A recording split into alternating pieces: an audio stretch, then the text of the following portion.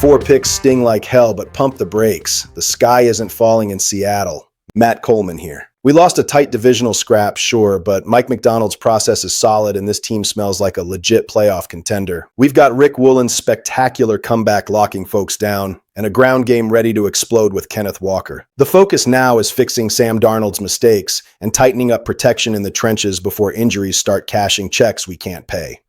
The foundation is strong, but are we making the right calls on offense and with the future contracts in our secondary to guarantee glory? All right, Seahawks faithful, before we dive into the nitty-gritty of this Friday update with the latest on our squad, I've got a favor to ask. If you rock with the Seahawks Insider Report and dig our analysis, smash that subscribe button right now. It's crucial for the channel and keeps our community growing. Appreciate the support, big time. Let's keep it a buck and lay everything on the table. Watching Sam Darnold toss 4 picks against the Rams is frustrating as hell, but hitting the panic button now would be ignoring the reality of a team that, despite the stumble, is marching firmly toward the postseason for the first time since 2022. The real issue in LA wasn't just Darnold's arm, but a brutal inefficiency in the red zone that cost us the game, turning guaranteed touchdowns into short field goals, and that lights up a massive red alert regarding the physical integrity of our offensive line. We are facing a perfect storm of injuries in the trenches, with center Jalen Sundell going down against Arizona, and now promising rookie Gray Zabel getting hurt against the Rams, which forces us to look at our roster depth not with fear, but with absolute technical demand.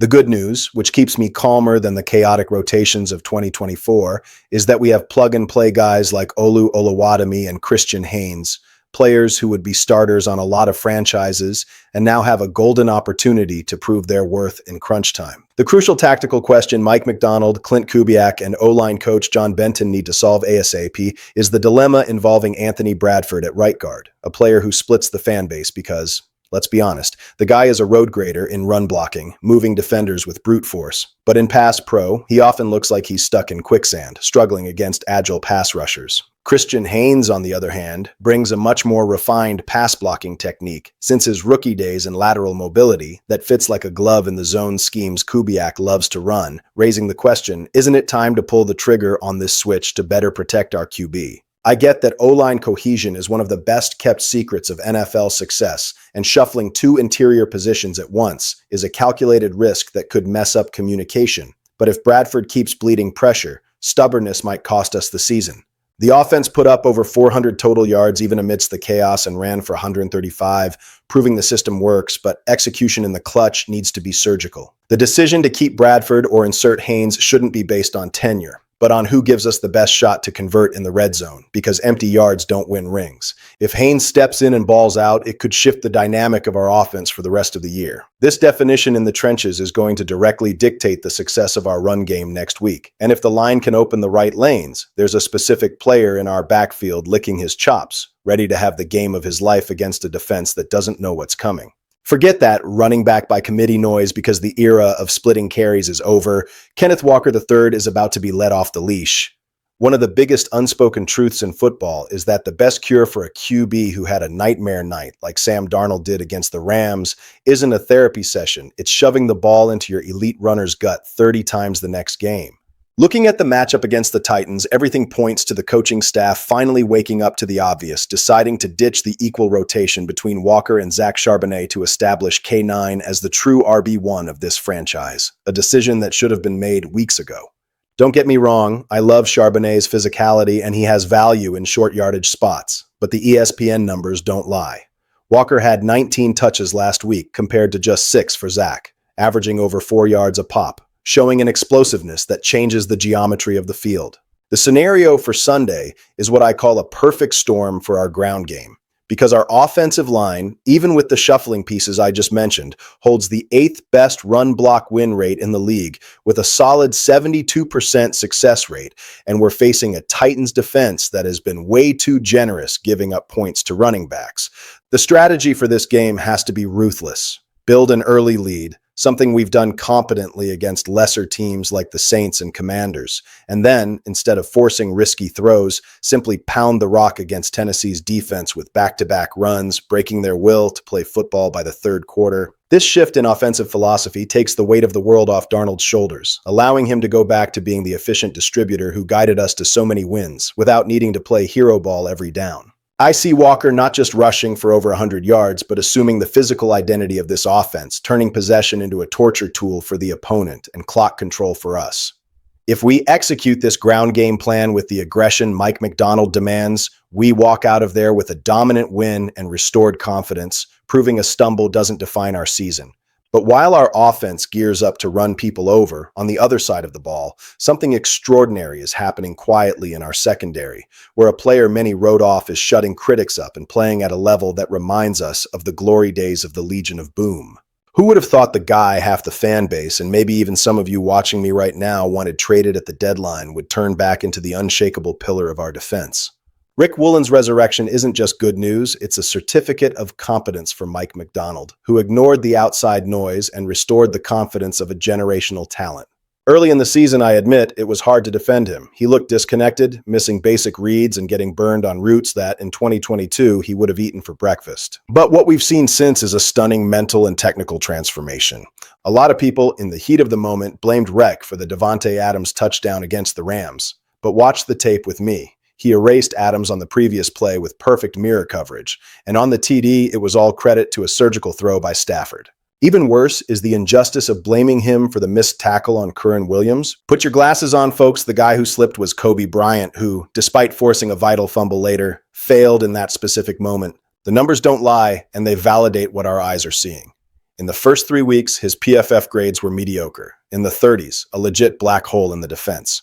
Today, he's locked the door. In the last few games, he's allowed catches less than half the times he's been targeted, making the no-fly zone a reality again. Those rumors that we should have flipped him for O-line help sound ridiculous now because cornerbacks with his wingspan and recovery speed are absolute rarities in the NFL. You don't junk a Ferrari just because it needs new tires.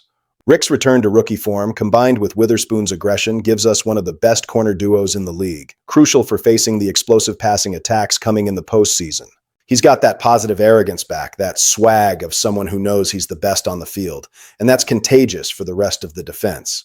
However, this excellence comes with a high price tag, and when I look at the near future of this defensive unit we've learned to love, I see a dark cloud forming on the financial horizon, because today's elite performance could be tomorrow's salary cap nightmare, with an imminent stampede that threatens to leave our backfield in tatters. Savor every snap of this elite secondary, folks, because the clock is ticking, and 2026 might bring a dismantling that not even the most optimistic fan is prepared to face. But that's the exact price you pay for building a winner. It's ironic and fascinating, isn't it? We're here celebrating the best defense we've seen in years, hyping up the suffocating coverage and the turnovers. And it's precisely this thunderous success that has created a contractual time bomb our front office will need to defuse with surgical precision in the coming months. The technical alert came from analyst Aaron Schatz over at ESPN, and he was dead on pointing out that after the 2025 season ends, we have no less than 5 key pieces of our defensive backfield hitting free agency all at once. We're talking about a heavy-hitting list that includes Kobe Bryant, Josh Jobe, Darian Kendrick, Ty Okuda, and the jewel in the crown, Rick Woolen. If we look coldly at the salary cap, only the untouchable Devin Witherspoon and the promising Nick Emenwari are guaranteed on paper, which paints a scenario where the backbone of this unit, which today gives us the security to dream of titles, could simply evaporate if John Schneider doesn't open the vault with an aggressive strategy. And here enters the dilemma that separates perennial contenders from the irrelevant. Rebuilding a bad secondary is easy. You clean house with no remorse. But keeping an elite unit together under a rigid hard cap is high-stakes financial chess. Insider Brady Henderson already indicated that the internal priority seems to be the immediate renewal of Kobe Bryant, a player whose versatility the coaching staff values immensely and who they've already tried to extend, signaling that there is indeed a continuity plan in motion. However, the Woolen situation is the true trial by fire. His market value is going to explode if he keeps up this all-pro level, and those trade talks we heard, while scary, show the whole league knows his worth. Rotational guys like Jobe and Okuda prove to be vital to maintaining the level when starters rest, and losing that depth would be a harsh blow to our resilience. But I want to bring a confident and mature perspective to you guys. Having too many good players demanding big paydays is the good problem every championship team aims to have. I'd take this financial headache 1,000 times over the desperation of digging through the bargain bin because nobody on the current roster can play. I firmly believe the Schneider management has the creativity needed to structure these contracts, maybe sacrificing other less vital areas, but keeping the core of this new defense intact.